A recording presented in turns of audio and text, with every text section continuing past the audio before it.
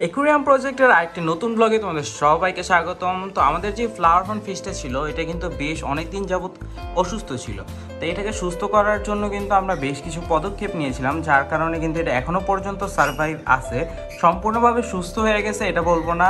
তা আমরা যে খাবারটা দিতাম এটা কিন্তু অপটিমামের চিকলিট কুইক রেড খাবারটা দেওয়া হতো। তো এই খাবারটা কিন্তু ওদের যে বডি কালার আছে এবং হেড আছে, হেড পপ হইতেও কিন্তু অনেক দ্রুত সাহায্য করে। তবে সমস্যাটা হয়েছিল যেহেতু ওর ফাঙ্গাস এবং একসাথে প্যারাসাইট আক্রমণ হয়েছিল, যার কারণে ওদেরকে এই প্যাকেট জাতীয় খাবারটা দিলে এটা বিষক্রিয়া হইতে পারে। তো আমরা এই কারণে এই খাবারটা অনেকদিন যাবৎ অ্যাভয়েড করছি। পাশাপাশি এই যে দেখো একুরিয়ামে যে নীল নীল দেখতেছো দাগগুলা, এগুলো মূলত হয়েছে আমাদের মেডিসিনের কারণে। তো মেডিসিনটা কীভাবে প্রয়োগ করতে হয় ওই জিনিসটাও বলে দিতেছি তোমাদেরকে। তো আমরা এখানে দেখো যে আছে কি মিথালাইন ব্লু। তো বেশিরভাগই মাছ যে আছে ওদেরকে ট্রিটমেন্ট করা হয় মিথালাইন ব্লু দিয়ে। এই মিথালাইন ব্লুটি প্রতি 2 থেকে 3 দিন পর পর আমরা কিন্তু 4-5 স্পুনের মতো দিয়ে দিতেছি। তো এটা দিলে হয় কি যে ফাঙ্গাসের যে আক্রমণগুলো আছে ওইগুলো আস্তে আস্তে কিন্তু চলে যায়, আর একুরিয়ামে যে কোনো ধরনের ক্ষতিকারক জীবাণু থাকলে ওইগুলোও মারা যায়। তবে মারা যাইতেছে এই ফাঙ্গাসগুলো ঠিক আছে, আর মাছেও দ্রুত সুস্থ হয়ে যাবে, এটাও ঠিক আছে। তবে ওদের ফুড সোর্সটা তো দেওয়া লাগবে, কারণ যদি আমরা প্যালেট ফুড ইউজ না করতে পারি তো সেই ক্ষেত্রে কিন্তু মাছ ক্ষুধার কারণেও মারা যেতে পারে।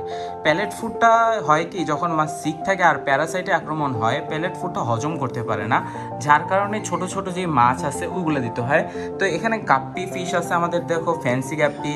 তো এই গাপ্পি ফিশও কিন্তু ওরা খুব মজা করে খায়, কিন্তু গাপ্পি যেহেতু আমাদের ফ্যান্সি গাপ্পি অনেক এক্সপেন্সিভ একটা মাছ, এগুলো দেওয়া যায় না। যার কারণে কিছু আছে ফার্মিংয়ের গাপ্পি, ওইগুলো দেওয়া যেতে পারে। বা তোমার আমাদের দেশেও মাছ যে আছে ছোট ছোট পোনা মাছ বা কেসকি মাছ যেগুলোকে বলে ওইগুলো দেওয়া যায়। আর শামুকের কিছু প্রজাতি আছে যেমন র্যামসন স্নেল, অ্যাপেল স্নেল। তো ওইগুলার শেলগুলোকে ভেঙে যদি অল্প অল্প করে ছোট ছোট পিস করে দাও ওইগুলো কিন্তু খাবে। তো আমরা আমাদের যেহেতু প্রচুর পরিমাণে স্নেল ছিল, র্যামসন স্নেলগুলা, তো ওই স্নেলগুলা দিছি, পাশাপাশি ছোট ছোট কিছু মাছ দিছি, যার কারণে এটা সার্ভাইভ করে গেছে। তো আশা করি যে ওদের যে ফিন রটের কিছু কিছু সমস্যা আছে ওইটা মিথালাইন ব্লু আরও যদি আমরা 2-3 সপ্তাহ ইউজ করি তো ঠিক হয়ে যাবে। তো আগের মতো হেলদি আর সুন্দর একটা স্বাস্থ্যকর মাছ আমরা সবাই আশা করি। তো সবাই দোয়া করবো আমার এই মাছটার জন্য। আর দেখা হচ্ছে পরবর্তী ভিডিওতে নতুন কোনো আপডেট নিয়ে, নতুন কোনো এক্সাইটিং নিউজ নিয়ে। তো যদি চ্যানেলটি ফলো না করে থাকো অবশ্যই ফলো করে দাও।